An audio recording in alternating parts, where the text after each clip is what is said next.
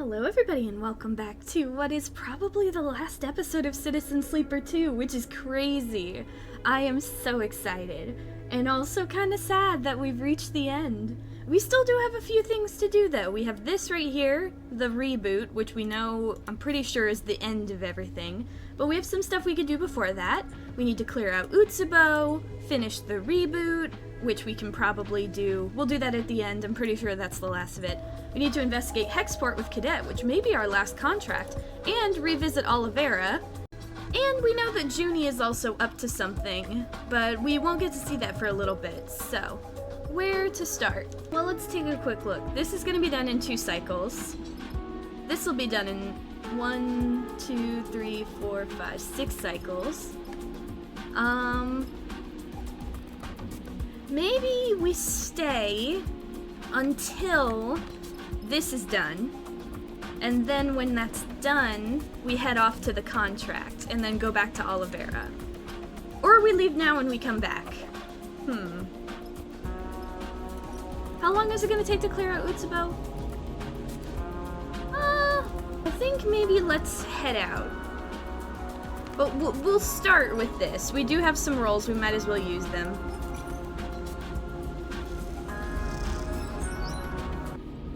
There are tunnels below the safe house that stretch across Darkside. Utsubo grew into this place like a parasite.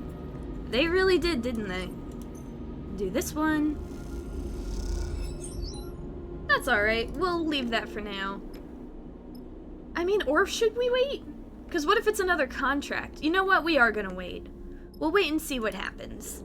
I just don't have any other good rolls right now. Let's have them...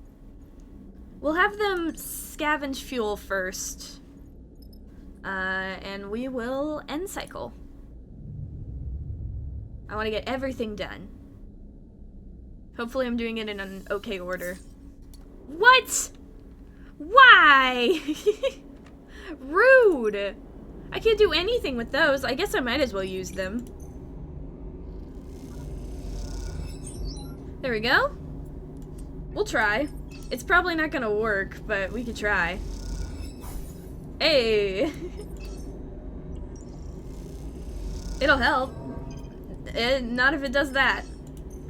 New location discovered. Wait, what? Location? You're telling me there's other stuff going on? Okay, that didn't help either. But we're 2 more. Should we be able to finish it next time? Where's this new location? Did I miss it? Utsubo Safe House, Darkside Exchange. Maybe I'm just losing my mind. I should have been reading those, but with the ones I always just chuck them in there before I think about it. Let's buy a quick meal. It's not like we can use the mushrooms. There we go. We'll rest 1 more time. Should be able to finish cleaning the safe house and talk to Juni tomorrow. If I get good rolls. Yes! Juni knocks gently on the frame of the berth's doorway. Sleeper, can I show you something? There is an excitement in her eyes that makes it impossible to say no. Absolutely, I'm just floating as fast as we can. Juni talks most of the way down into the HAPBEP facility, which is no short journey. She explains the scale of the data hidden within the station's mainframe, but also the issues with extracting it. When the HAPBEP was first expanded, when it became Darkside, after the collapse, no one gave much thought to preserving the existing network architecture. She guides you through the substructure, picking a route through the maze of shuttered passages. They parasited their tech directly into the existing system, so now, thousands of cycles later, the 2 networks are totally enmeshed, dependent on each other. Juni takes a series of sudden turns, and you realize this is a very familiar route to her now. Messing with the Solheim network means messing with the systems that keep the city going. She leads you down a long corridor, one you recognize as leading directly to the core. I'll let her explain, she knows what she's doing. This meshing is not a good thing, she shakes her head. It makes Darkside brittle, fragile even. This place is on more of a knife's edge than anyone would believe. You look around. Certainly, the underside you're now traveling through looks cycles away from collapse. Yee. We just got it back. But all the data we've been extracting, that I've been archiving, Juni continues, it could help us here. It could help us clean up the HapBep systems, and we could turn this place into an archive, so that others could come to learn more about the ruin Solheim left us. What is in all that data? Anything you could imagine. Everything from corporate message records to blueprints and maps. She shakes her head. It's too much for me to process or understand, but thanks to our visit to the bunker, I have a plan, and something that will help me. You arrive at the doors to the mainframe, and Juni suddenly stops. I spoke to Bliss. They told me. She pauses. I'm sorry, Sleeper. I know you have a lot to deal with right now. Don't worry. I'm here. This is a distraction. I would have helped you either way, but I'm avoiding something right now. Juni smiles weakly. I'll do my best. Juni hits a button and the door hisses open. You glide into the mainframe, its columns studded with the blinking lights of active traffic. I got the idea from you, actually. Well, from you and Overseer. Juni glides over to the mainframe. You look at the mainframe, and you see now that it is surrounded by new terminals and wiring, some kind of external access network Juni has set up. I've had to beg, borrow, and steal to get this going, but now we have safe access into the network. It's low risk. She moves over to one of the terminals. It's not quite finished, though. You recall the last time you were here, Lane, Overseer, a spear of white light, and then nothing. You wonder where Overseer is now, if they're anywhere at all. I hope they're okay. You remember how it felt, being dissolved into the network, the vertiginous possibility of life without a body. Something flickers through the lights, a shimmer of movement, like a fish beneath water. Sleeper? Juni breaks your train of thought. Are you listening? I was saying I need more data to finish preparing. She shrugs. I know, we've already extracted so much, but there's often so little of it that's usable among the bit rot and corruption. Where from?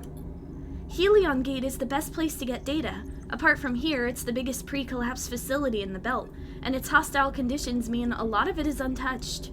If it's too much before your reboot, I get it. I just want to do something with everything we've managed to grab from the bunker and the wrecks. We pulled it from the dark. Let's expose it to the light. Juni turns back to face you. Well, this is what I wanted to show you. She looks away.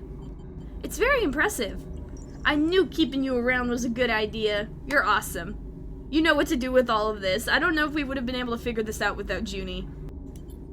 It will be when it's all finished, she smiles. Thank you. Juni turns back to the terminal, and before long she's fully engrossed. You imagine she barely even remembers you're here. You leave Juni to her preparations and start your ascent to the streets of Darkside, thoughts of Overseer flickering in the back of your mind. Interesting. New drive available. So, do we have to go to Helion Gate? Dang, we have so much to do. I'm surprised. Build Juni's archive. Okay, she needs a final cache of data. So, does that look like anything in specifics? Oh, 6 Solheim data. Okay, so we'll have to run to Helion, but we do have to go to, Olivera anyway, but I think we're gonna do Hexport first. Let's do the safe house. Finish this up. Just 2. And boop. There we go. Continue. You watch as the last stack of crates is guided up and out the cavernous Utsubo safe house. You doubt it will be long before the space is filled. Darkside will not tolerate a vacuum for long. This city takes every opportunity. Its inhabitants build in every crack and crevice. As Utsubo's spaces are cleared, they will be occupied. The gang's legacy will be buried under factories, kitchens, markets, and housing. But the people will remember the cold and desperate grip they once held on this place, even if the city does not. Come to gloat? Oh, hey! Fuck you. The voice takes you by surprise, and you turn to see Orin floating in the shadows, arms folded. He drifts towards you into the pool of yellow light. You overthrew a tyrant. You should be pleased with yourself. His tone is flat, and you're unsure how to read his statement. It definitely wasn't just me. I couldn't have done it on my own. I suppose. Orin eyes you. But from what I heard, you burnt those pale eyes out of his skull. He smiles a thin smile. I imagine it was quite the sight. I actually was fully unconscious by the time that happened, I think. You don't recall the moment of Lane's death. In fact, the abstract nature of that moment, almost dreamlike, means you'd almost forgotten. You tense a little as his scream comes back to you, a screech of white noise bathed in white light. Orin is still watching you. He almost would have respected you for actually doing it. Orin inspects his knuckles. If he could have respected a creature like you. Don't react. Don't give him... I don't know what you want, so I'm just gonna stay quiet. Orin watches you for a response, but looks away when it's clear you aren't going to be provoked. I came here to clear out the old disease, just like you. Orin gestures to the space. Utsubo had to go, and I came here to be a part of that process. You can't burn everyone you don't like out of this place, I'm afraid. Orin folds his arms. This is our home, whether you like it or not. I didn't like Lane. It's hard to imagine anyone did. He saw Darkseid for the opportunity it was and woke Utsubo from his slumber.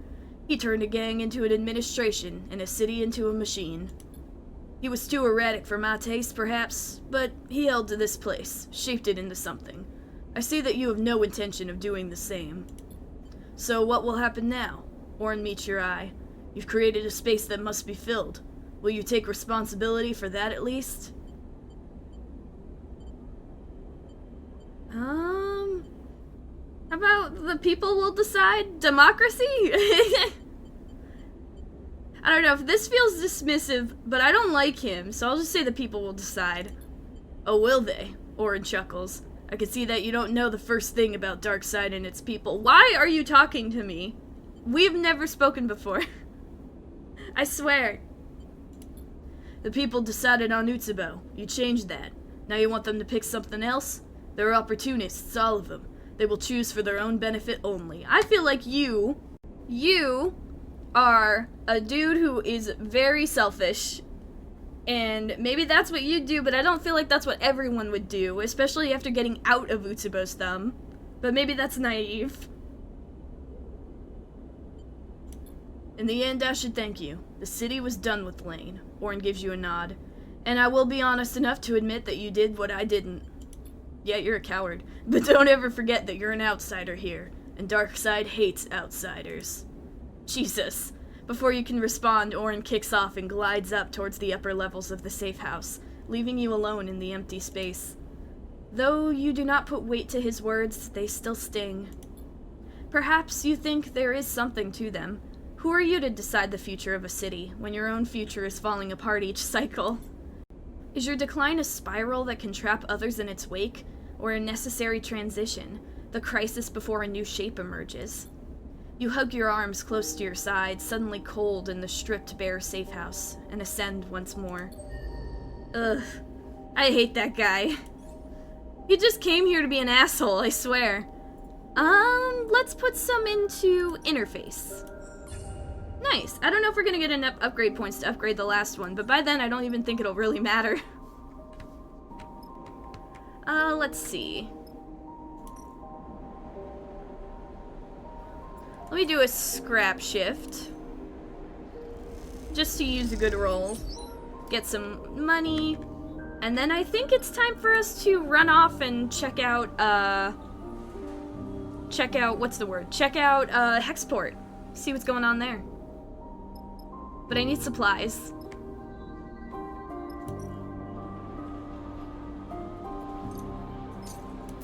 There we go. Oh wait. Feed the cat. Feed the cat. I've been unconscious for a while. Hopefully someone's been feeding him.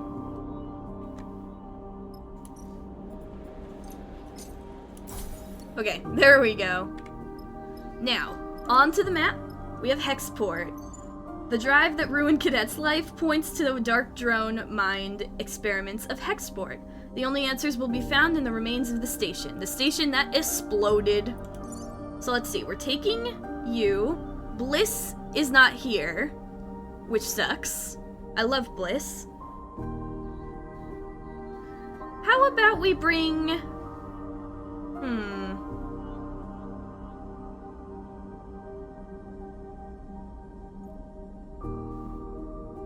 double pluses to almost everything now. Except Endure, so Yujin might be a good idea, but Nia has Intuit, and we really need Intuit, so we'll bring Nia. And travel to contract. Here we go. What's going on at Hexport? We haven't been there since I fucked up majorly. In many different ways. Whoa! Hey, good rolls. We love to see it. You feel it the moment you wake, a flicker at the edge of your perception, a sensation beyond your body. A blinking, a tugging, and then numbness as something shuts off within you. The panic is instant, the feeling of something not being right within you spiking your fear. But no pain comes, and you feel no further shifts, and as time stretches out you settle again. You calm yourself. You know immediately this is what Bliss was referring to. Your frames decline, the one the reboot should reverse. Oh no, it's already starting! I thought we had time! You flex a little, feel your body, try to ground yourself in it. It will not collapse the cycle, but something has changed. This is how it will be until the reboot. You hope you have long enough to finish what you must. You begin the cycle slowly, holding the pieces of yourself together. You try not to let your thoughts wander to darker things, and fix your eyes on the tasks ahead. The belt drifts past the window, following a flow of its own, expanding, collapsing, shifting in its own way. People say it's drifting away, getting further from Helion's star, that one day it'll drift out of the system altogether, into interstellar space. You find a strange solace in that. Somehow, knowing that entropy is the way of the universe makes your own decline palatable, at least for a little longer. Well, anyway, we just had to have— oh no! Oh no! Red glitches! As the rig drew closer to Hexport, the crew became silent. Now, staring out at what is left of what was once a thriving station, you feel empty. The full extent of the damage is impossible to ignore. Grim, Seraphin shakes his head. Doesn't feel like we were here that long ago. He sighs. And now, this is what is left. You look at the clouds of scattered debris, the layers of the station torn open to the void. It is a reminder of how close the war and the unseen atrocities of the inner system are to the shifting of the belt. I don't like digging around in a place like this. Seraphin turns to you. Let's be quick about it. We need to know what happened. Seraphin nods. Looking at this place, I'm not sure that's going to be possible. We'll figure it out, we always have. You look out at the gutted station. It's hard to know where you might start among all that debris. You head to the airlock to suit up and get ready. You ready for this? Kadet catches up with you in the passageway. This place has already given me the creeps. I'm ready. Kadet nods. If there are answers to be found, we'll find them. I don't like being back here. Nia's suiting up. Oh yeah, this is where we met. But Femi and I could have... She stops herself. We need to find out who's responsible for this. Kadet takes a suit from the locker. Seraphin said the radiation is lower than expected, but still too high for prolonged exposure. The suit should keep most of it off us, but we can't take long out there. Alright, so I might want to push. The stress on the suits and the rig? She sighs. Oh my god! We'll be forced to leave in 3 cycles. Kadet grabs the helmet. Not a moment more. Okay, thank goodness we have good rolls. So we definitely probably want to push, maybe not on the first day, but I don't mind others getting stress. You get ready too, your mind filled with memories of Hexport. You hope they'll help you navigate this shattered ruin, but looking at what's left, you doubt it. Okay, you've gained a permanent glitch. A permanent glitch is represented in red on your glitch clock and will not be expended when rolling a glitch dice. You now have a chance of rolling a glitch dice every cycle. This cannot be fixed.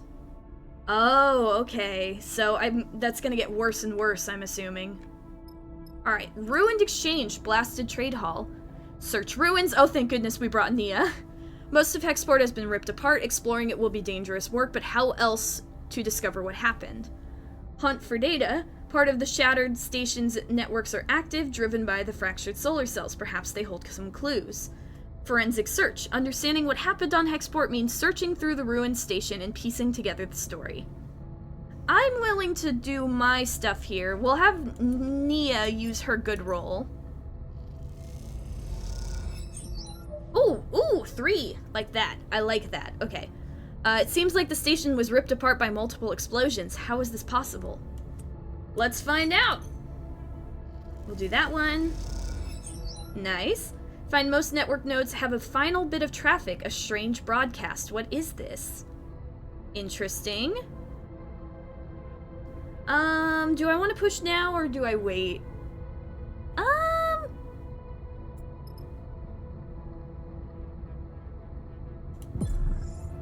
Just to get stuff done.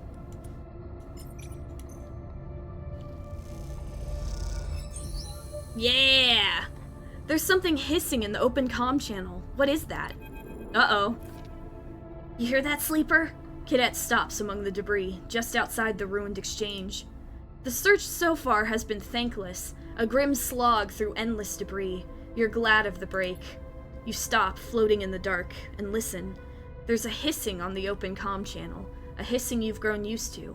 Now that you listen to it again, though, you notice something else in the noise. There's something different to it now. A texture, a modulation of tone. Is that... a voice? Kadet cuts in. Someone is speaking. Her eyes look wide through the faceplate of her suit. It can't be someone here, right? This place is irradiated. You listen carefully, and yes, perhaps there is a voice there, though it is quiet and distant. It could be a person speaking, or it could be some residual signal from an automated system, one that is slowly dying in this wasteland. You see Kadet moving around, testing the signal from different positions.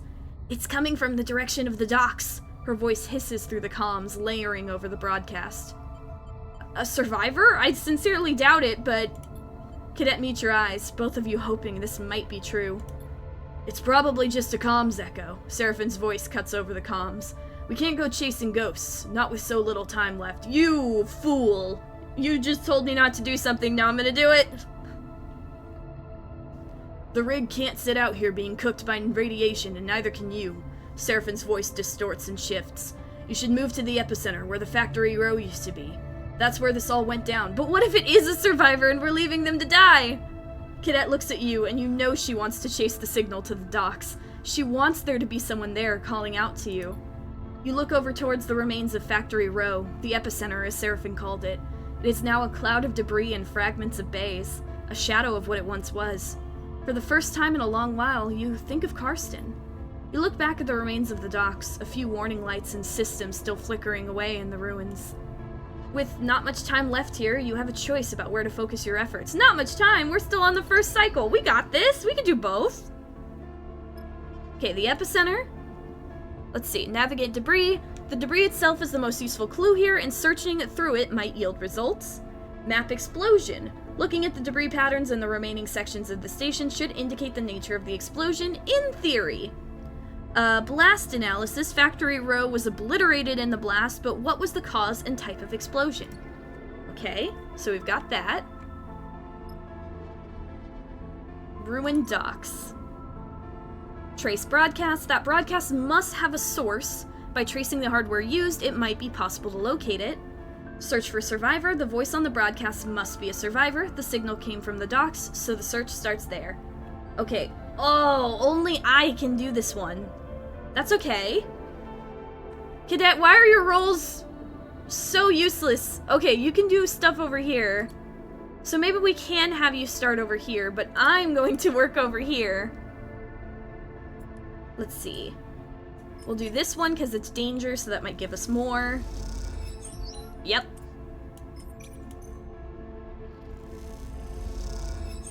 We can do both. We can do both. Take that, Seraphine.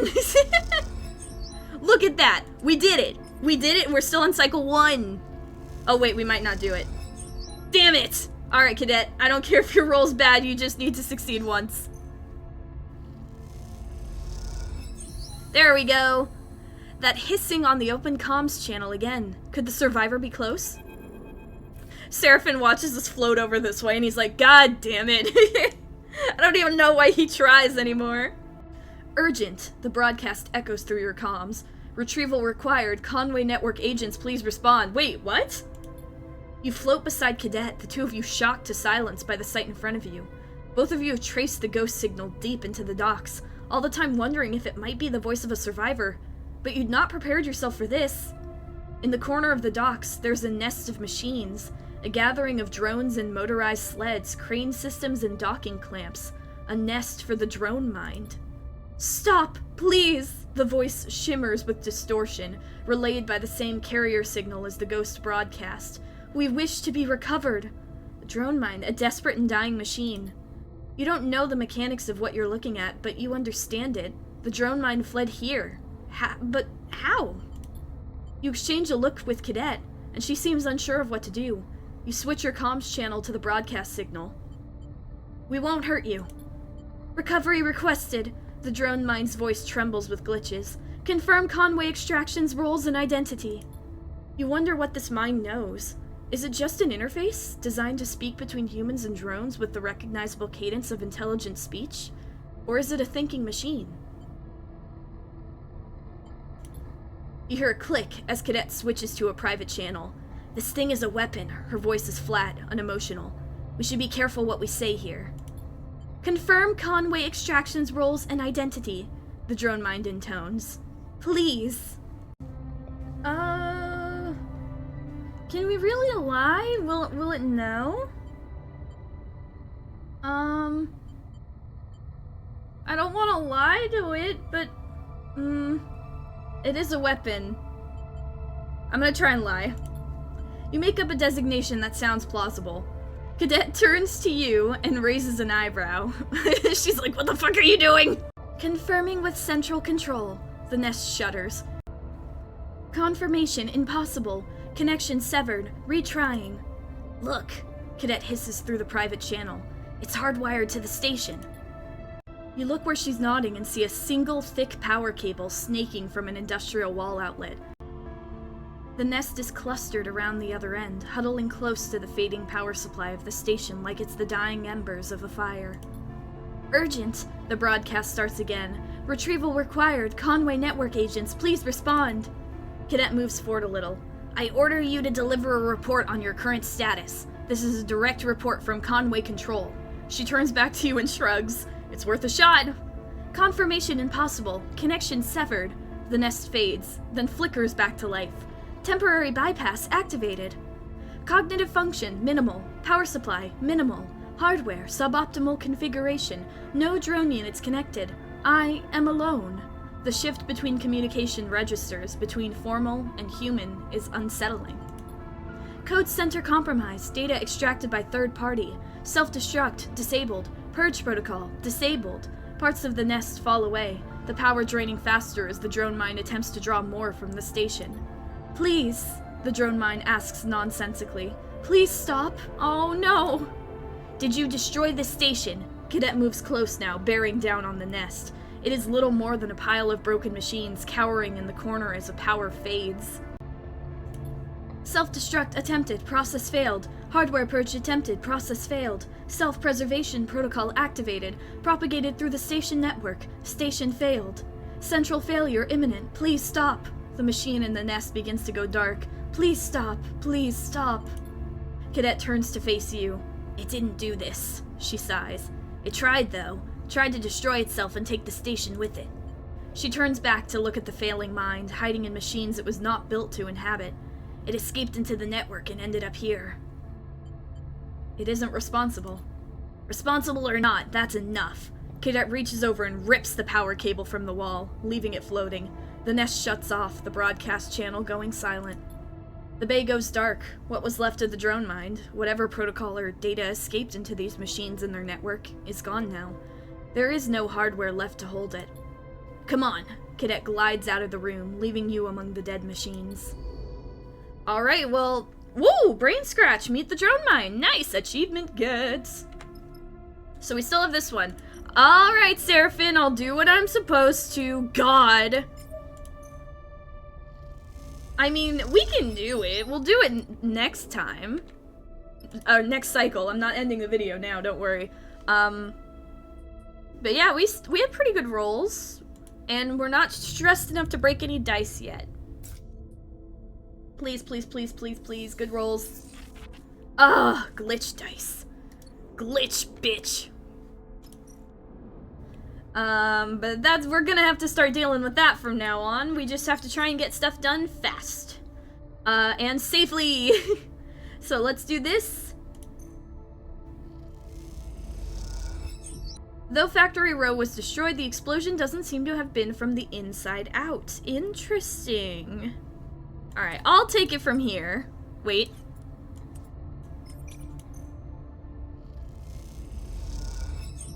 Among the debris, there are dark black shards, easily recognizable as pieces of Conway drone hull. Interesting. Keep going. Should be able to get this done. Okay. Blast analysis.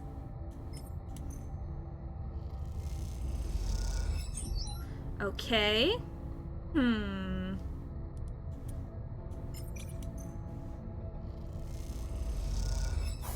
Okay.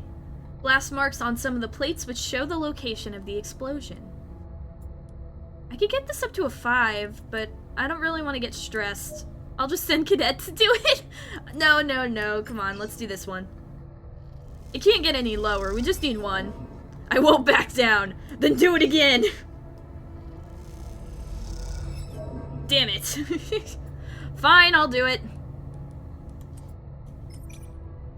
And we might just get a little bit of stress from this, but that's fine. I say after trying not to. Yeah, a little bit of stress, but it's okay. If we're only here for 1 more cycle, so... The debris tells the story of Hexport's demise. You only need to know how to listen. You float in the pieces of what was once Factory Row. There is little way to see what these pieces once were, scattered and scorched as they are. You cannot assemble them back into that place in your mind. And the longer you've searched here, the more that this broken place has weakened your memory of when it was whole. But you've managed to put something together here, part of the story of Hexport's final moments. That story is told in the blast marks on the exterior plates, the pattern of debris, the materials and makeup of the station's remains. Beyond that, one other thing is remarkable. There aren't any bodies. It seems that Hexport had some warning, the lack of docked ships, the lack of mass casualties. Though the explosion surely killed many, it all suggests a station that had time to react, and to at least evacuate in part. And then there's the blast, an explosion that the evidence points to is coming from outside the station. It is hard to tell, as so much secondary damage was caused by debris and shrapnel, but the pattern is there if you look. Something catches your eye, and you look over to see Kadet arriving alongside you, studying the same debris as you.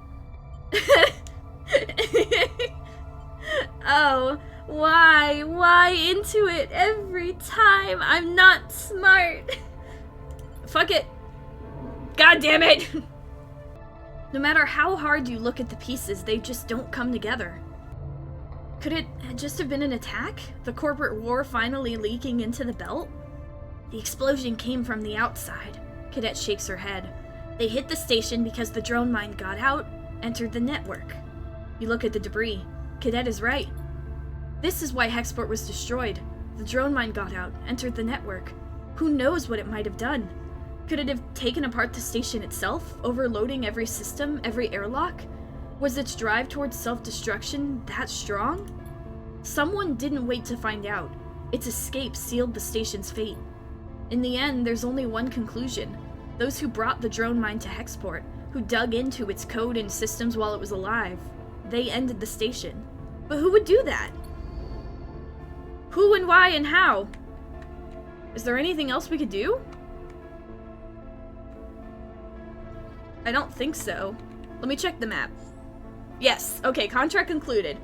So something happened, we don't know what, because I'm not big brain, but we know that somebody caused this. Somebody led to the end of the station. By bringing that drone mine or fucking with it. At least we unplugged it. Not that it could have destroyed anything else, Hexport was already fucked, but you know. Let's leave.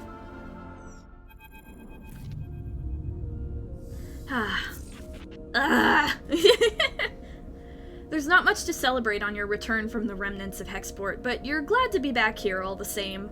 There's something surprising in that. Darkside is a haven, not a prison. The slowly occurring idea of this overgrown city as a home, despite whatever fucking Orin said, fuck that guy. As you have seen in Hexport, stability cannot be taken for granted, not anywhere in the belt, but Darkside has a solidity and life that feels like it might endure. It endured Utsubo. Kadet catches up with you. We need to talk. She looks around. But not here. Come, I have something I want to show you. Oh, where are we going? Kadet leads you deep into the heart of Darkside, through quiet corridors and bustling streets, on paths you didn't know existed. As you glide after her, the station seems to grow in your mind, its possibilities multiplied by the routes that pass through it. Just through here, Kadet leads you across a covered bridge, the view on either side looking down caverns of lit units. This close to the center of Darkside, the air is warm, and the passages are quiet. Here, Kadet smiles. This is the place. She points at a low and wide entrance with storage racks inside. Next door is a smaller unit, with a window looking out to the passage.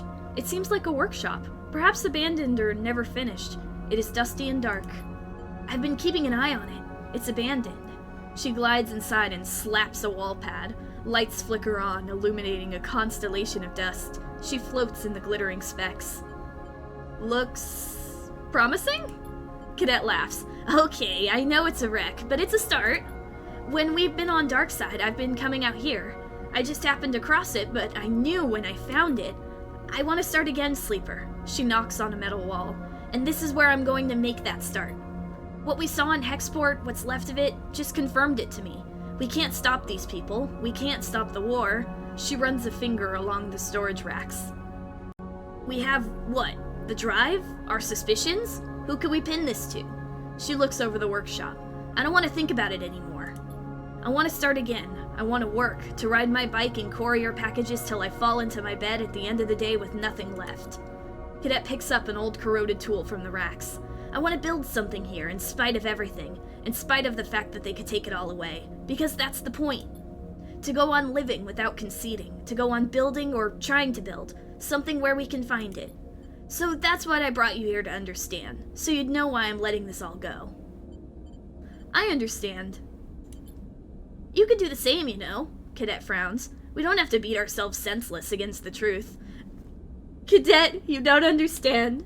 I have pluses to literally everything, but it had to be into it. If it had been anything else, I would have had a big brain Sherlock mind palace, you ain't nothing but a hound dog moment. But we just didn't. Why? I should have, fucking grabbed Nia and just shoved her in front of me and been like, you do it! I don't know what to do. I'm good at literally everything else. But yeah, you're right. Maybe I should chill the fuck out.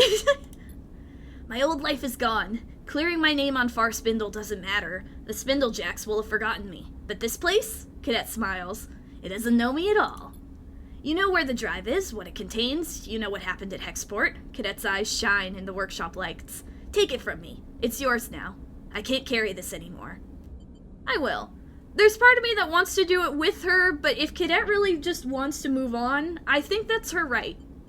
I'll take care of it. She nods. Thank you. My travels are over. If you need to find me, I'll be here. Kadet smiles. Thank you for all you've done. I hope you can understand why I need to do this. She turns and disappears deeper into the workshop. Of course I understand. You cross the bridge again, Darkside glowing on all sides.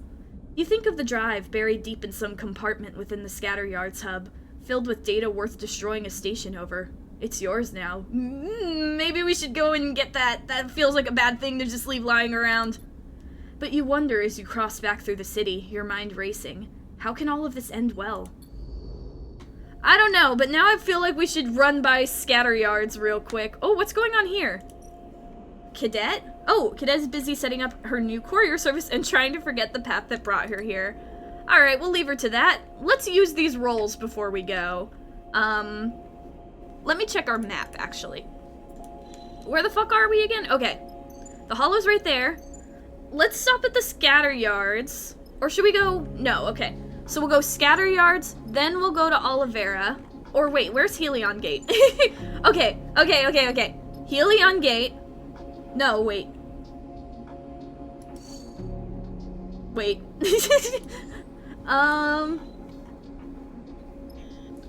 Okay, irradiated zone, so we can't go that way. Maybe we do a big circle. We'll stop at Helion Gate, because I think it might be a little tough to get that Solheim data. So if we go here first, we can do it when we're still not crazy glitched.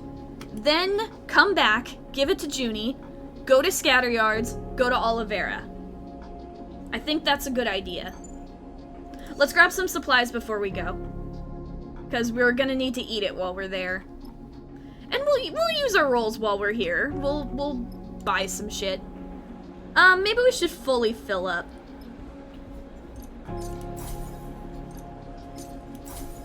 There we go. And let's...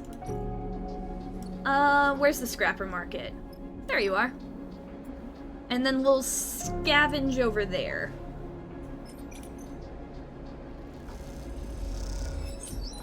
Da, da, da, da, da. That's the only thing I'm comfortable doing. And let's go to Helion Gate.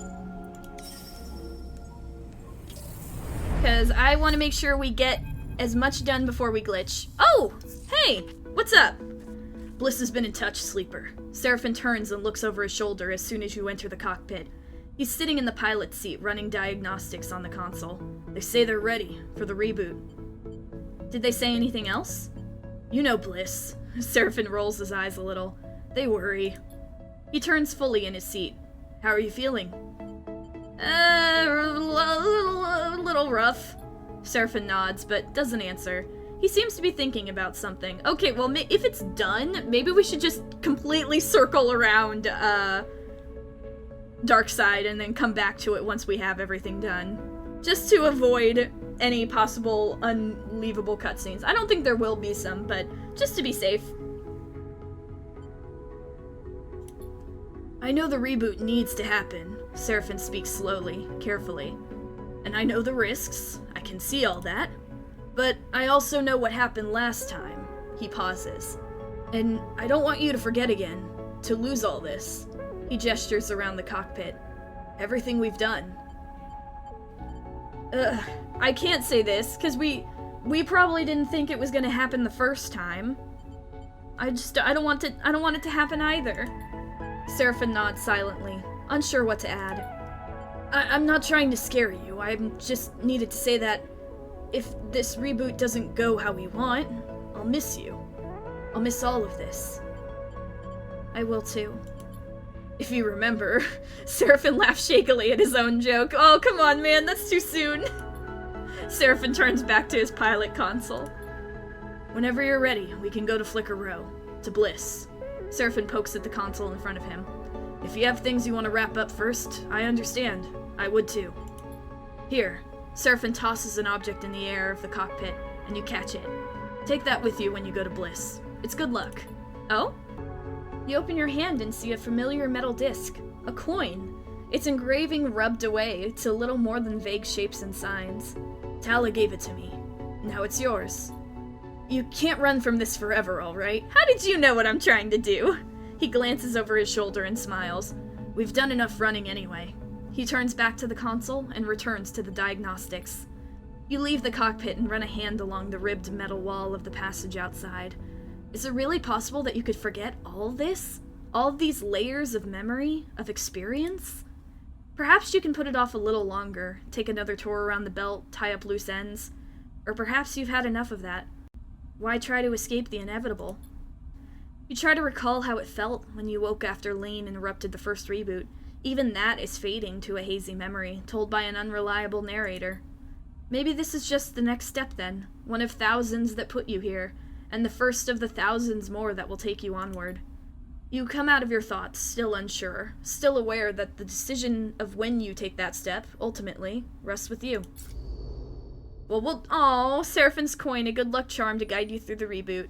I mean, if it goes right, and it should go right, because Lane is dead, he can't interrupt again, surely it should be okay. I hope. Okay, we're here to get 6. We're gonna just do it quickly. Okay, you find a terminal that can be jump-started and the contents extracted.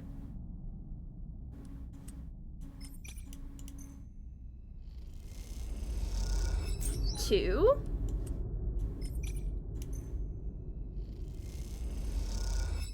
Three. Now the question is, do we be stupid and do these ones?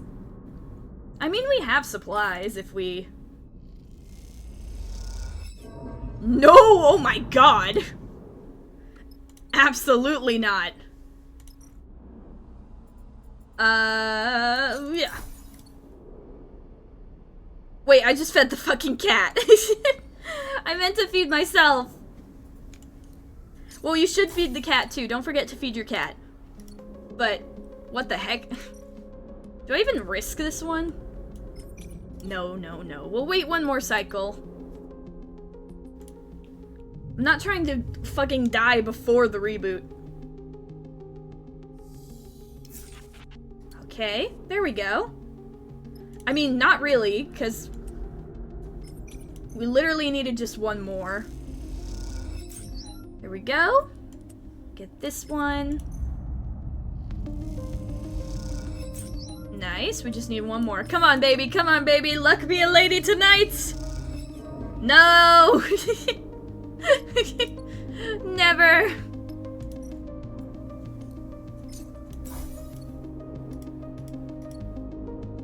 Rudeness.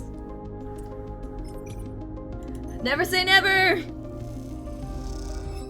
Yeah, we did it. Okay. We've got the data. Alright, let's head to the scatter yards then. I don't think we can get there from here. No, of course not. We could stop at Darkside, but I don't know if I really want to do that. Can I just go straight to Flotsam? I can! Okay, we'll go there. Go to scatter yards. Slowly we'll get around. Every time I travel, are they gonna yell at me? Not this time. So at least we only have one bad glitch right now. Alright, let's see. We're gonna use our rolls while we have them. First things first, let's fill up on everything. Thank goodness I have all this money. Oh, don't! We don't need that. Fuel is filled.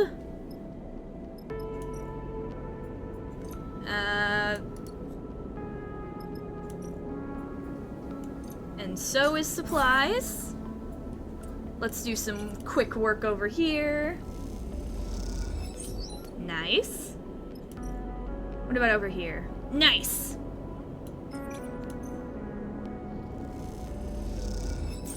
Ooh, we got some scrap from that. Da da da da da da. There we go, not touching the glitch dice. Alright, we just needed to make a quick detour here. And now we can go to scatter yards. Immediately takes 8 more fuel. We could get more fuel at scatter. Ooh, the workshop of Kadet's data scraper friend is just as the two of you left it. You remember the cycles you and Kadet spent in here poring over that dark data, the strange fragments of the drone mine's protests seated among the cold code. You find the drive where Kadet told you it would be, in a compartment under the padding of a bunk lined with thick shielding that makes its contents undetectable. As you pull the drive out, the metal cold on your hands, you have a sudden urge to smash it to pieces. This object which escaped Hexport when so many others didn't. Someone, somewhere, wanted the data on this so badly that they would spend any number of lives to get it. But something went wrong, some miscommunication or mistake. That's all it was, a tiny slip and it all fell apart. Now the drive is in your hands instead. You turn it over in your hands. You know the drive contains Conway access codes, control drones, and perhaps more besides. Data of great value. Data that would win a war. You also know that you're sick of thinking about it. Oh! Fuck it! Smash it! Smash that shit! You throw the drive against the wall without a second thought. Fuck that thing! We should not be carrying that around, and somebody was willing to blow up an entire station to get it. We should not be carrying this shit around. I don't care what's on it. Nuh-uh. Fuck whoever blew up Hexport, you ain't getting it. This probably won't stop anyone for very long. There's probably other ways they could get that stuff, but they're not getting it from me. It shatters, the metal case splitting and the brittle solid-state storage inside cracking into pieces. Those pieces bounce around the metal walls of the room, splitting again until you float in a cloud of shards. You feel pinpricks of pain where some of those shards grazed your skin. Then you close up the workshop and leave. You head back to the rig, and as you do, a weight lifts with each corridor, each junction.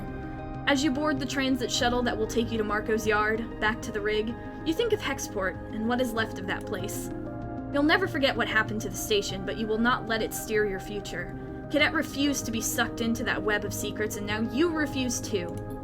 There will be no account of Senate Stat's crimes, there will be no reckoning, but there will be a life outside of the future they want for the Belt. You know it.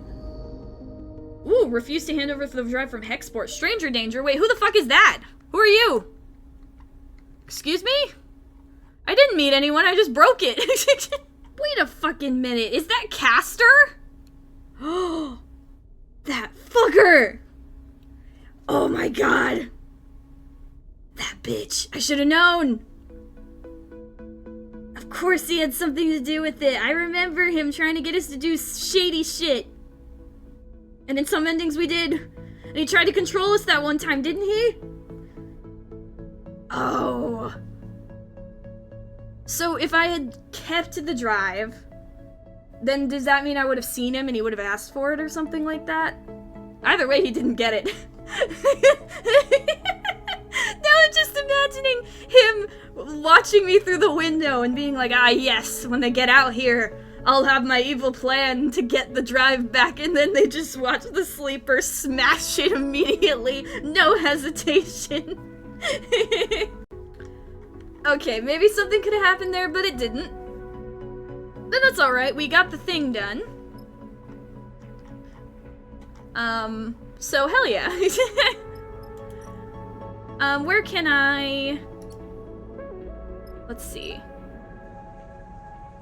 Oh, that's done. I can't believe Castor was here. I think that's who it was. Didn't he work? Is that what the Senate Stat reference was for? Wasn't he working for Senate Stat? Jeez. Crazy. I feel like we haven't had, like, run into a character from Citizen Sleeper 1 since Tala.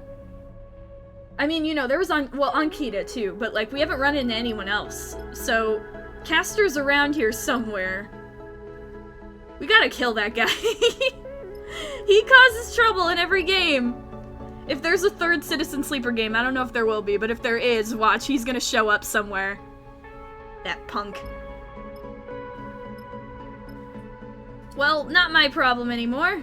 You know what? For old time's sake, why don't we get a new paint job on the rig?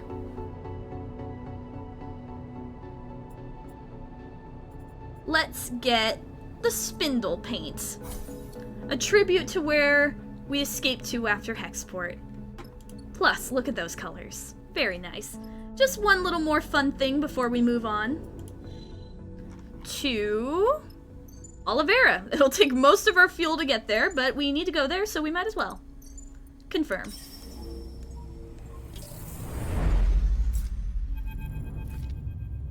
What's going on over here? Stop! A shadowed figure meets you in the docking tunnel.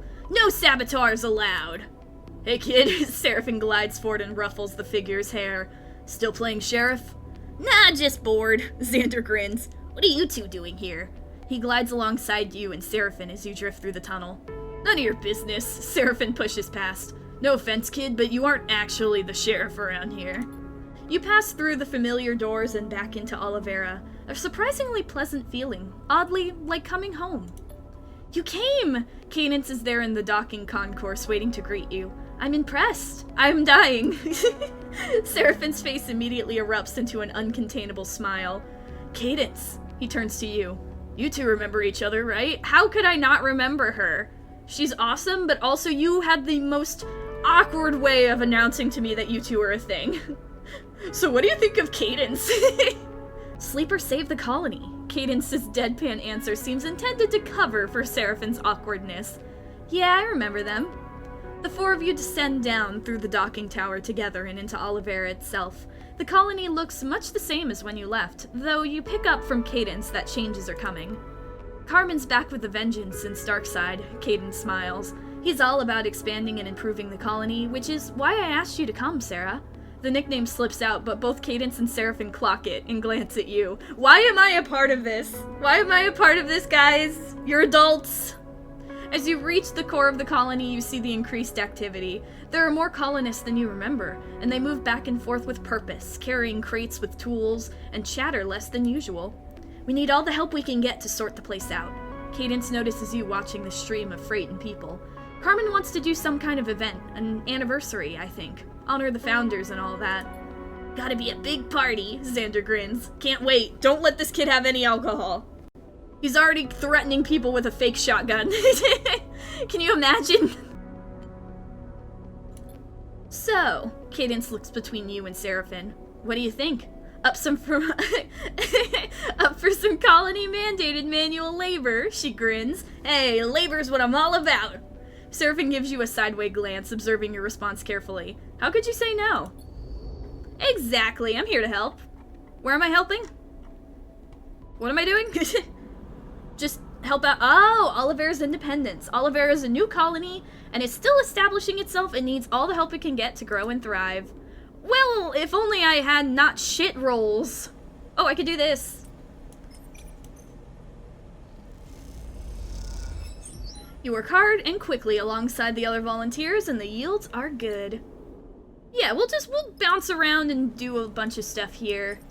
Maybe not that one. Is there any that's just, like, risky? There we go. Let's use this here. It's not gonna work. Oh, see?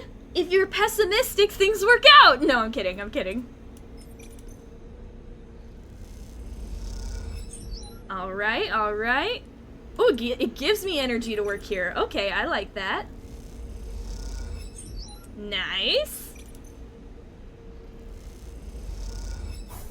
Nice. A long and tiring, but the meal at the end more than makes up for it. I'm just gonna help out at the farms the whole time. Let's feed the cat. Oh, let's scavenge for fuel while we're here. Feed the cat. Beautiful, beautiful meow meow. And sleep.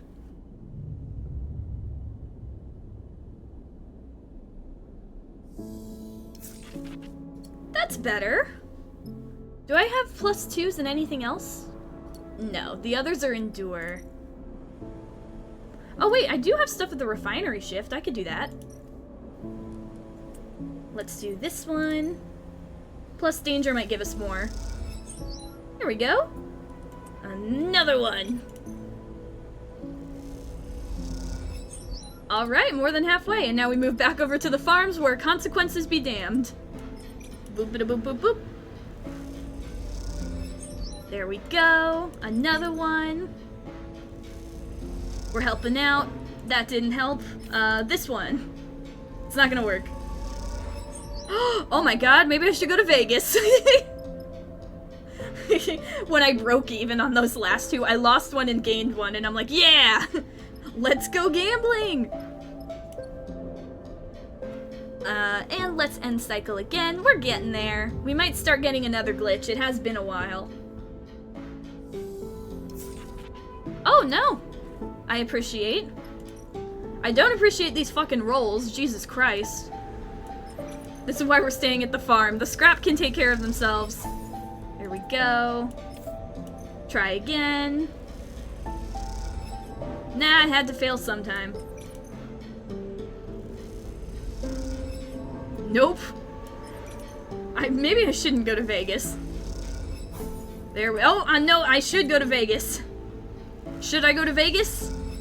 I'm going to Vegas! And yeah, I think one more cycle should do it. End cycle.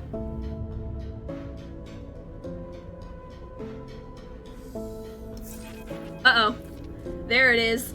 Another flicker in the dark before waking, and a numbness that follows soon after. You wake slowly and stare out at the flickering stars and the distant rocks of the belt. You let the thoughts of fear or panic wash over you. They pass like the soft dust of the belt, disappearing into the darkness. You find yourself once more, as you do every morning, as you will continue to do cycle after cycle, until you can't. You wonder what part of you has changed, what system is failing. Your frame is silent, its complaints only felt in ambiguous sensations. The glitches seem random, unpredictable, but also inevitable. They will only increase in number until you reboot yourself. But you do not know what lies beyond that. At least the glitches are dependably familiar. The reboot is anything but. Oh! Yeah, we're getting there. We're starting to lose it.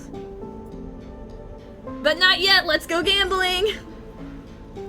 Is it gambling if you know you're gonna win? Because we're using like the 100%. And we did it! There we go. Olivera's independence is growing thanks to the hard work of colonists like you. Colonists and you. The past cycles in Olivera have been busy enough to take your mind off most things, except this morning. All the heavy lifting and manual work has been a welcome distraction from the looming specter of the second reboot, and the good mood of the others has been infectious. Seraphin has been almost annoyingly upbeat, his relationship with Cadence the worst kept secret in the colony, even the narration is roasting them. But working alongside them, it's hard to ignore their deep feelings for each other. Xander has been happy because he has something new to rib Cadence about, and Seraphin, with his self-serious manner, is an easy target for pranks and teasing. Xander also hasn't been able to stop talking about the party, which he already seems to have decided will be one of the highlights of his youth. But now, finally, the cycle of the party has arrived. The canteen is done up with hanging light strips waving gently in the asteroid's microgravity, the strips themselves salvaged from the emergency lighting of a wrecked starship. With the work stopped and all the colonists yet to arrive, you find the reboot filling your mind once again, growing like a shadow. Something on your mind there? The voice takes you by surprise. Whoa! Oh my god! Wait a minute! It is you! You were the last one we haven't seen yet! Oh my god! Hey! Have I seen you before? No, this is the first time I've seen you, right? I feel like I've been thinking about you a lot, especially after we ran into the singers in Greenbelt. Oh, it's good to see you! You turn to see a colonist you haven't met before. An older man in some sort of supportive chair, his hair shot through with gray and his face sallow. Didn't mean to startle you. My apologies. His pale eyes scan you. It just seemed like you might need some company. There's a strange look in his eyes that you can't quite place. He's looking at you like you've met many times before, but you've never seen him before in your life.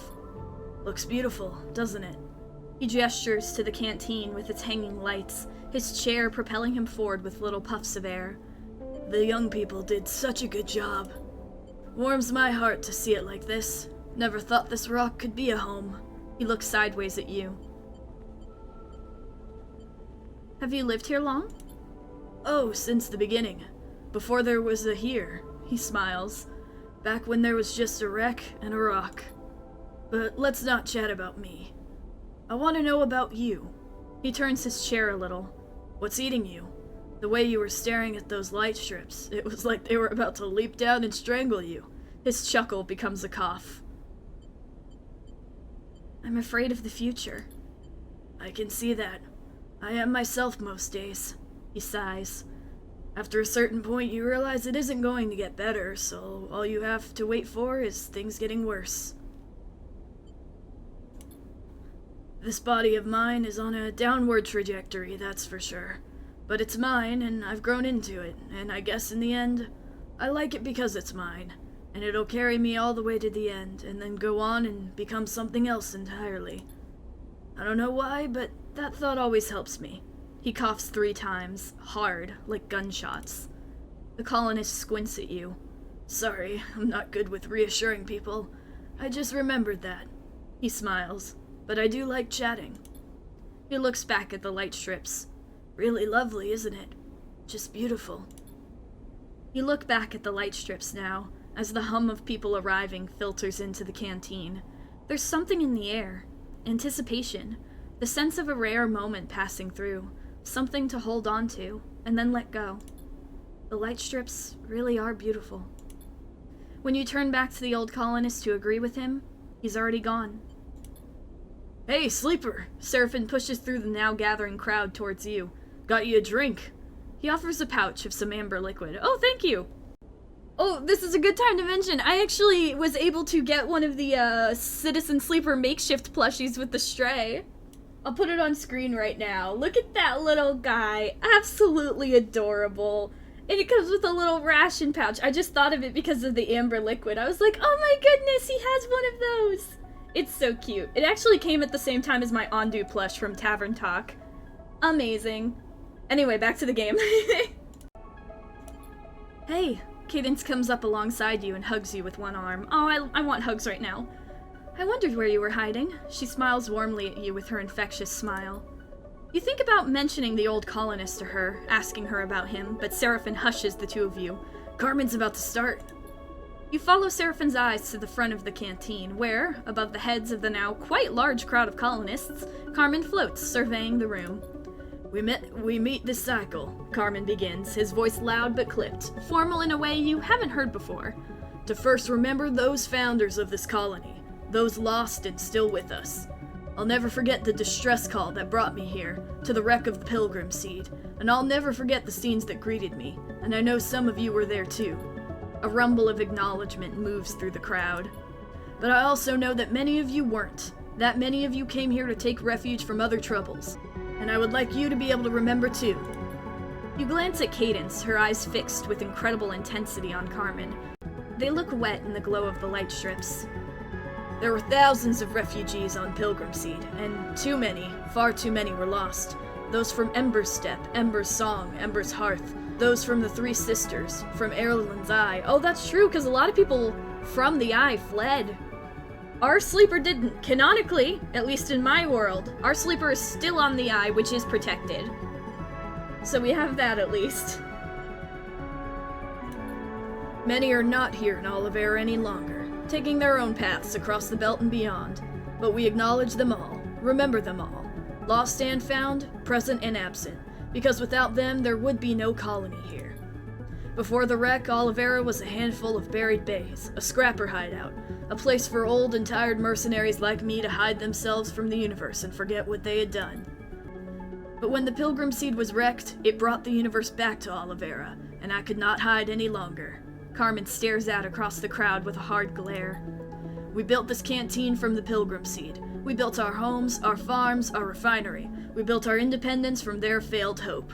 A rustle of discomfort goes through the crowd. Carmen pauses to let this settle. We should not be ashamed or afraid of this. We will remember this gift. We will build on it. This cycle and every cycle after. We will thank them with our actions. The crowd mutters agreement. Carmen takes a deep breath and straightens up. A weight seems lifted from him, the weight of testimony. Now here, in this room, with you, I will thank them with my laughter. A cheer goes up. Yeah! I will thank them with my joy, with my celebration. Another roar of approval. Yeah! We will all thank them as loudly and as chaotically as we can. The room erupts into cheers and applause. Yeah! You cheer and applaud too. You whoop, and Seraphin laughs nearby. Then you feel a pair of hands on your arms, Cadence pulling at you, grinning and crying. And you feel another hand on your other arm, Seraphin dragging you into the crowd. Suddenly, you're in the thick of the crowd, so many bodies in one room, dancing and spinning and shouting. It's like nothing you've ever seen. You notice the rest of the crew in a melee, a flash of familiar faces here and there among the mass of colonists. You see Xander being thrown up in the air by a group of different kids of different ages, laughing madly as he bounces off the ceiling. And the rest of this cycle, you think about nothing else but the joy of those around you, and the joy it instills in you. Oh, that was so sweet. Oh. Oh! You wake up in your berth, the same light that always shines on the belt shining incessantly through the window. You're slow to rise, slow to begin this fresh cycle. I'm fucking drunk! At some point, Seraphin arrives back onto the rig with no indication of whether he slept or not. You find him in the cockpit, leaning in the pilot's chair, looking out at the lights of Olivera and smiling. Good party, he chuckles. Not sure I've seen anything like it. How's Cadence? Seraphin gives you a look. She's great. She loves seeing you all let it all go. He smiles. I did too. Hey, I'm gonna get rebooted very soon. Might as well let it out while I still have my memories. We don't know if that's what it's gonna do, but you know, just in case. Gotta be happy. Oh fuck, we have 2 glitches now, I just realized that. Anyway. Seraphin yawns and stretches. So, he sniffs. Olivera's all fixed up, colonists are happy, blah blah blah. Where to now? Don't you want to stay? Here? Seraphin shrugs. Still a bit too much of a backwater for my tastes, he grins. Cadence understands, don't worry. Seraphin pauses a moment, something passing over him that makes him shiver. I heard from Tala. He looks away. Wellspring is still in transition, but the council is taking over. Kirk got what he wanted. The blockade will come down soon, but he sighs. I'm not sure I'm ready to revisit that place yet. He looks at you and smiles. When I come back to Tala, I want to have something to show for myself, you know? I get it. Family, he shrugs. Well, I don't know about that. I suppose Flint is the closest thing I have to family. They are another sleeper, and we were in the same place together, even if we don't remember it. Maybe once the reboot is done, once the blockade is down, maybe we can visit then. Seraphin takes a breath. We'll get there, some cycle soon. You aren't sure if Seraphin is trying to convince you, or himself. He stretches, shaking off his feelings. For now, though, the belt is ours to explore. Olivera will have filled our fuel tank, so it really is up to you where we go. He gets up. So while you're deciding, I'm going to go dig up some breakfast. And he glides out of the cockpit. You take a moment to look out across the tiny lights of Olivera, dwarfed by the crater and the wreck that sits at its far end. Not bad. Not bad at all, you think. Aw. Ooh, discover the origin of Olivera. We learned! So this is where a lot of the people ended up, but it seems they split up after getting here. Because we have one in Greenbelt, the others off somewhere, using the thing that we found. Yeah, but it seems, at the very least, though they did wreck, and stuff was rough, they've all got their start somewhere. Olivera, Greenbelt, or wherever the hell those guys ended up. Hey, nice canteen! Olivera has an open canteen where Cadence prepares the colony's produce. You tend to get served based on how well-liked you are. Let me do this then. Ooh! Strike up a conversation with the servers and they give you extra food. Hell yes. Alright, they filled up our tank. Let's see. The only thing we have left is to go to Dark Side. But we don't have to do it yet. I mean the reboot. We don't have to do the reboot yet. God damn it, we have to start at the Hollow. We don't have to do the reboot yet because we can. We have to talk to Juni. I don't know why I said we can. We can talk to Juni. We will talk to Juni. We've got the stuff. Hopefully it's enough. No. I hate it. Take this. And give me supplies.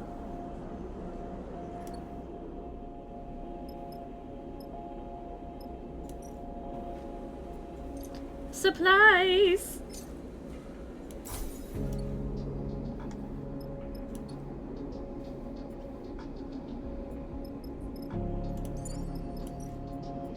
But we will feed the cat. And now there's no more avoiding it. We gotta go back to Darkside. We'll talk to Juni first, though. And maybe Kadet. Kadet's thing might be done. Oh! We're back. There's Flicker Row. We're not gonna touch that at all. Kadet Couriers. Ooh!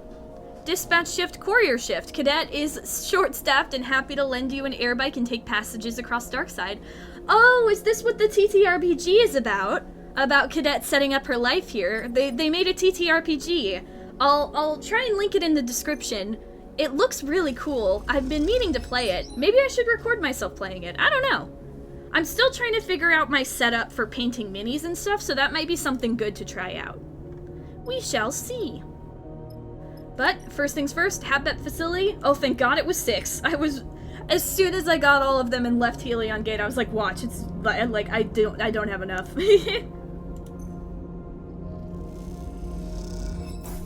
Juni is thankful for the data. I have everything prepared, just give me a moment. Oh, a literal moment.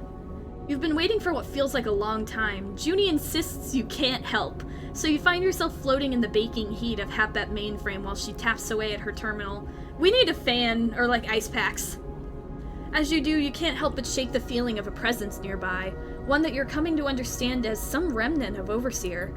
You don't know if Overseer was ever really a person, but now, with their many selves combined and dispersed, their consciousness expanding to fill the vast space of HapBet and its networks, they surely aren't even close to human anymore.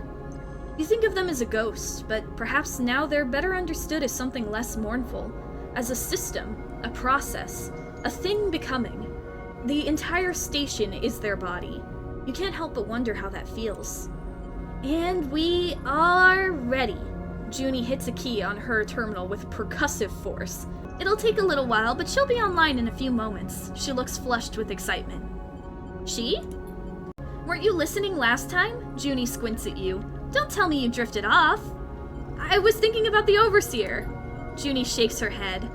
Then you don't know. She suddenly looks concerned. A voice screeches out of the terminals. It descends in pitch, from a squeal to squeaking. Then, below the mainframe, a flickering projection appears, first as lines, and then as solid light. Warden! Oh my god! It's Warden! Ah! Welcome, visitors. Warden flickers and warps. I am the Warden. Please provide... The image jerks and freezes and then blinks out. But it's Warden! Warden! Shit, Juni taps at her terminal. Just need to reconfigure her for the HapBet environment. How is this possible? I found her, or at least an iteration of her, in what we took from the bunker. Don't worry, Juni glances over her shoulder. I've taken precautions. She can't hurt us. The tactician is right. Warden's clipped voice echoes through the cavernous mainframe bay. My main protocol is operating under safe mode limitations. Warden's blind eyes stare out over your head. Do not be concerned, Officer Dahl. Sorry, I'll fix that, Juni chuckles. Whoa, it's the Warden! I'm so happy! I didn't want to leave them behind. She's here with us. I'm so happy. I'm not mad, I swear. The dialogue might not let me tell you. I'm very happy. I feel like I've been talking about Warden so much, too. This one feels mean, so what about the archives? Warden is our archive. She can sort the data, act as an interface, answer queries from anyone who visits. Juni smiles. Come on, you have to admit this is pretty cool. It is! I'm so happy! You're not alone! You're here with us! You look at the statuesque figure of the Warden, once at the heart of Solheim's intelligence gathering operations across the belt. Could such a tool of corporate oversight ever be used for something good? Look, watch this! Juni turns to Warden. Warden, provide the last known location of every Solheim vessel above Ryger class in the Starward Belt. Immediately, technician. Warden draws a circle with a pointed finger, and it expands, filling with bright specks. At first hundreds and then thousands, a constellation of sights. Oh, Juni is salivating. See? Juni grins. This is our future, built on the foundation of our past. These tools are ours now. You look at the arcs of specks, the points of light describing the shape of a long-dead corporation's power. This is incredible. Juni smiles. It is. People need to know what this city, this system, is built on. Warden can do that, expose that. It will be up to us to reshape the ruins into something new. I knew when I saw her that I couldn't leave her there alone in the dark. I've been in that dark pit, and I won't condemn another being to it. Juni looks at the placid Warden. Human or not, how we treat her is a test of our own values, of the world we project. Data is not a currency. It is not a commodity. It is the immaterial output of a system, a structure, a society. Juni meets your eye. This will be a place to uncover that system for ourselves. She looks around at the chaotic trailing wires and the floating terminals. Once I've cleaned up a bit, she laughs. You and Juni spend a little longer in the mainframe, sorting cables and offering Warden casual queries. Not all of them return useful information, and Juni begins listing out the changes she will need to make. After a while, you both find yourself tiring, heads aching with all the fresh information you've crammed into them. So you close up the core and ascend back through the layers of the facility to Darkseid's surface. As you do, you feel the history of each strata, the layers that make up this place and the belt beyond. Now, more than ever, it feels tangible to you. as if it contains not only the past, but the promise of the future as well. Oh, that's amazing! Oh, we got it! We did it! We upgraded everything! Beautiful! Look at that! Mwah! Oh, I'm so glad. I'm so glad. Warden is here and she's not alone. I'm really glad we were able to bring her. And she's at Darkside!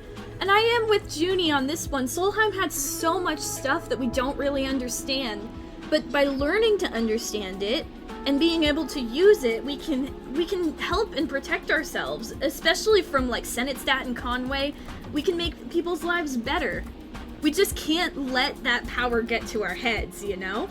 We need to think of the community, of the people, of Darkside and the rest of the Belt. Everything. Oh, but now, there's only one thing left. It's time. You need to be rebooted to have any chance of surviving, but the outcome is unclear. This step will mean big changes no matter what happens. We're ready. Seraphine is with us. Everyone's with us. We've got all our friends.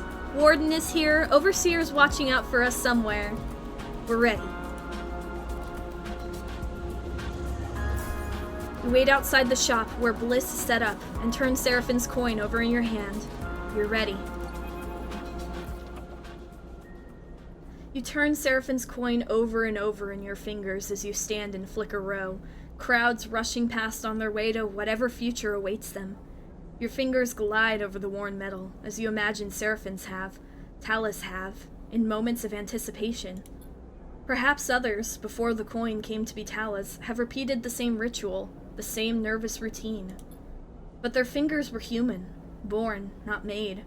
This intrusive thought makes you slip the coin into a pocket quickly, as if it had delivered a shock. You hear a hiss, and the door of the shop slides open, revealing Ankhita. You hear her eyes scan the crowd, almost defensively, before she spots you there and nods in your direction. Hey, Ankhita! She looks around for a moment, then approaches you. She looks tired, but her stubborn ferocity bubbles under the surface. Bliss is waiting for you. She nods back towards the shop. Which I guess is why you're hanging around out here. Nervous? I love the second option, just completely ignore her question. It's like, hey, are you nervous for, like, this operation you're about to get? How are you doing? Of course I'm nervous. She looks around at the crowd. Look, Sleeper, if you want my advice, you have to find a way to keep up with yourself. Change is constant, but sometimes you can get left behind. Ankhita looks away, the signs of Flicker Row reflected in her eyes. I just remembered. I owe you an explanation. I promised to tell you why I wanted Utsubo out if we managed it.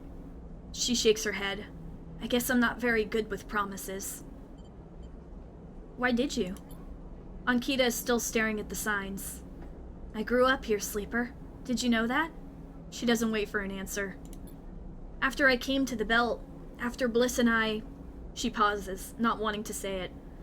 When I had nothing left, this is where I came, and when I got here, my home was gone.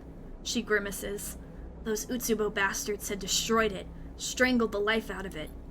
I was looking for something to fight for on my own terms. Darkside became that for me. She sighs. That's all you're getting. Promise kept. Ankhita looks over her shoulder. Look, Bliss won't be happy if they saw me out here chatting to you when you're already late for your appointment. I've been out here. She smiles to herself, and I don't need more reason for Bliss to be unhappy with me. She grabs you by the shoulders and steers you towards the shop's entrance. I'll catch you after. Don't you worry. She pushes you towards the door and then turns away and disappears into the lights of Flicker Row. Bye, Ankhita. You take a final moment and then will yourself inside, leaving the glimmering lights and the shifting crowd behind. Bliss is perched at the console. They turn as you enter. Finally! They smile weakly. You are making me think you wouldn't show.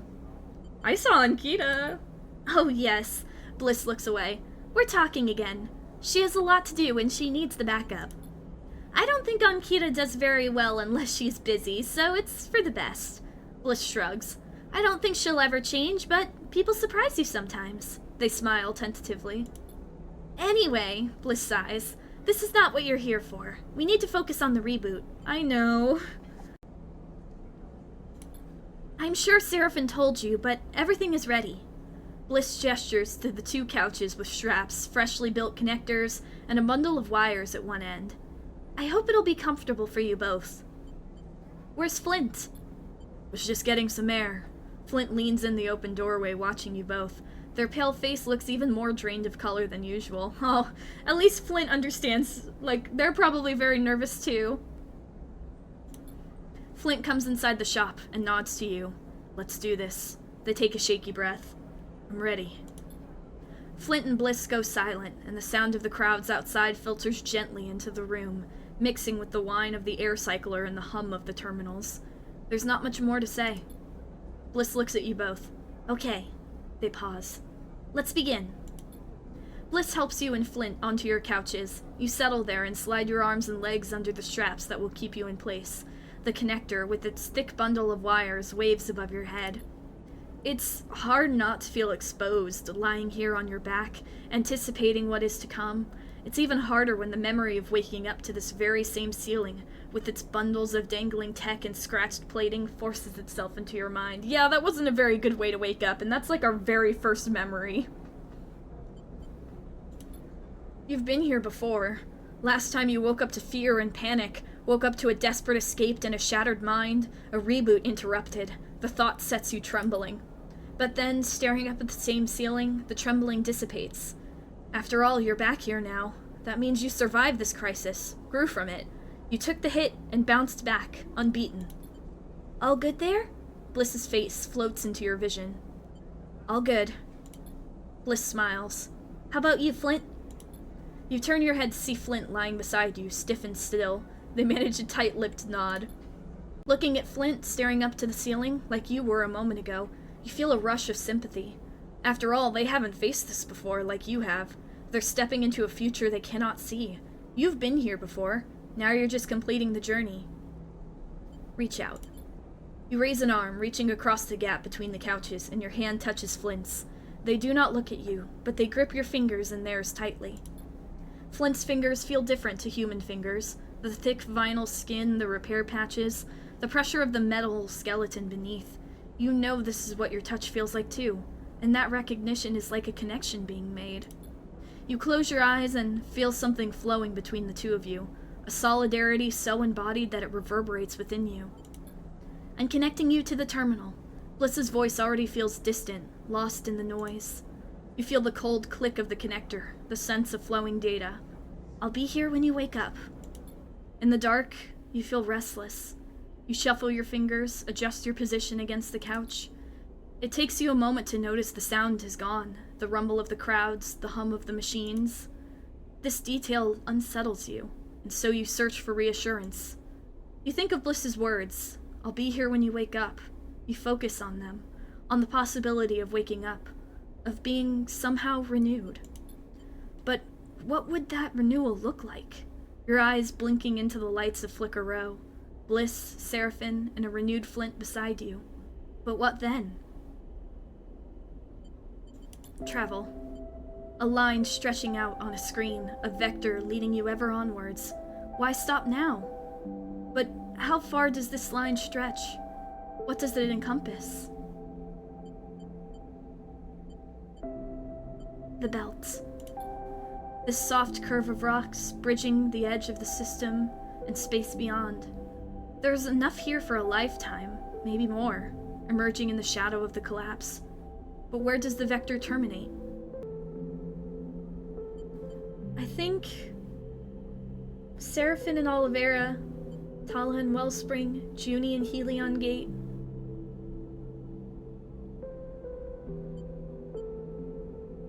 I think Olivera. For a long time you thought Seraphin would run forever, but something changed in him. First in Wellspring, then Olivera, that haven amongst lifeless rocks. Perhaps that place might orchestrate a shift in you too. There is a future in that colony, one more fresh and fragile than anywhere else in the belt. It is built weld by weld, refugee by refugee, promise by promise. An image, one such promise, made by Seraphin to Cadence and returned in kind. A celebration that rumbles through the colony with joy, and in the aftermath, plans are made. Ones that will take an eager lifetime to fulfill. What more could you desire than the ceaseless project of building a future for those you love? The thought arrives with the solidarity and power that settles your mind. This is what it means to live. Then you feel it, the insistent pulling of a thread, the unraveling of your very self. The reboot comes on slow, an icy seeping into your mind. Little pieces of you flake off in the flow, fading with distance. You hear a voice, Bliss's voice, so far away now. You reach for it, stretch your every sense towards its familiar warmth. I'm starting the reboot. It's a whisper in the wind, pulled away from you the moment it is spoken. See you on the other side. All of a sudden, you wish you could make it stop. The incessant entropy of time, the tumbling of rocks through space, getting farther apart every cycle, disappearing into the vacuum ahead. The decay of cells, the degradation of code, the corrosion and rot and rust. You wish in this moment to freeze it all, so you might hang on to it, preserve the warmth, the light, the softness at the heart of things. This thought grips you, tears into you like fear. You feel the ice creeping in and know that everything will be lost. If not now, then mere moments away. But then you feel it, impossibly, Seraphin's coin, worn smooth by worry, turning in your hand. Time has been pressed into that coin by hands, by fingers. It is a near infinite record of transient touches, each one shaping it in some small way. It is worn and worthless, it is bent and broken, and it is beautiful in all of those things. And so you press your thumb against it, your crooked, callous thumb, again and again, because you are a broken thing, and you have nothing left but that brokenness and the beauty that shines through it. And then, somewhere nearby, a button is pressed, and all at once, one thing ends, and something new begins.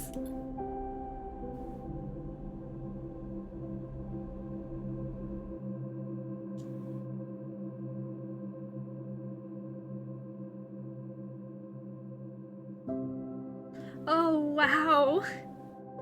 Oh my goodness. That was amazing. Oh, wow. Oh my goodness. I got really teared up there at the end. I'm sure you could probably hear it. Oh man. I can't believe it. It's over. Oh my goodness. I really wonder, I don't know, I trust Bliss. Bliss is incredible. They've repaired us so many times. Surely the reboot is gonna go okay, but I don't know, I kinda like that we don't know. It sort of reminds me of, if you've ever watched Cowboy Bebop, spoilers for the ending, the end, and how we don't really know what happens to Spike, if he lived or if he died, and how it's sort of up to you to decide. I like that. I don't know. I just think it's nice to imagine what our sleeper is going to do after they wake up. Like, do you think they remember, or do they forget? Or do they leave the belt? Do they stick with the plan they came up with right before the reboot? And that coin... Seraphin really was with us from the beginning to the end, wasn't he? The best friend you could ask for. And Flint is with us, and they're gonna be okay too. In my mind, they are. I think that I like to imagine that the reboot goes well, and then afterwards, everything's okay. You know, it's still gonna be a struggle. The belt is not the safest place, but we have our ship, we have our friends, our crew, our cat, Olivera. We can travel, do contracts. We can see everything. And we can do that knowing that we're okay and we're safe. And so is Flint, and so are all our friends. We can go see Tala again, all of it. And it feels like there definitely weren't as many, like, big choices, like, big impactful choices in the second game, but it felt like more like they were trying to tell a story. I guess all games are telling a story in a way, basically, but I think there was more of, like, a streamlined story to this, and I did really like it. I liked it, especially because, like, in the end, you still had to do the reboot, and so it's like, Scared of the future, but the future's coming no matter what, so you gotta be ready and jump in. Do that reboot. You can't avoid it forever. But you're not alone. And that's really nice. Finish rebooting your frame. Oh, wow. Oh, man. That's crazy. We beat the game. And I'm missing only 5 achievements. You wanna know something funny? I am missing... One of the achievements I'm missing is the achievement that over half of the players have gotten, and it's to escape Hexport before Lane finds you, and I wasn't able to do that in the demo, and I wasn't able to do that in this version either, I don't think, so I need to get that. There are also these ones, and completing the game on dangerous difficulty, but I think I'm going to do that in my own time, cause hard mode scares me, so I might avoid it for a little while. But either way, wow. Oh, it was just so incredible. What an amazing game. I'm so happy I got to play the game after it right when it came out. This has been so much fun. I love this series. I can't wait to see what this creator makes next. The dev is incredible. And, you know, I still have the TTRPG, so if you guys want me to check that out, let me know. I'll link it in the description. I've perused it, but I haven't played it. I've been meaning to, though. But yeah, this has been a lot of fun. This has been incredible. I said pretty much everything I wanted to say in the credits, but oh wow. I just loved it. I loved it so much. It was amazing. And now I need to figure out what to play on Mondays again. I may put up a poll. It'll probably go up the same time as this video, unless I'm recording ahead of time, we'll see. But basically, let me know in the comments of this or in the poll if you want me to go back to having Monday be something random like every other day, or do you want me to play a specific game, kind of like with Citizen Sleeper, maybe Yes Your Grace 2, or something else like that, let me know. But either way, thank you guys so much for coming with me on this journey. This has been amazing. If you enjoyed, make sure to check out the game for yourself, support the dev, see what you can do, see what you can get. Can you escape Hexport before it explodes and make me feel even more embarrassed about not having the biggest achievement in the game? Remember to take care of yourselves, look towards the future, and have a good day.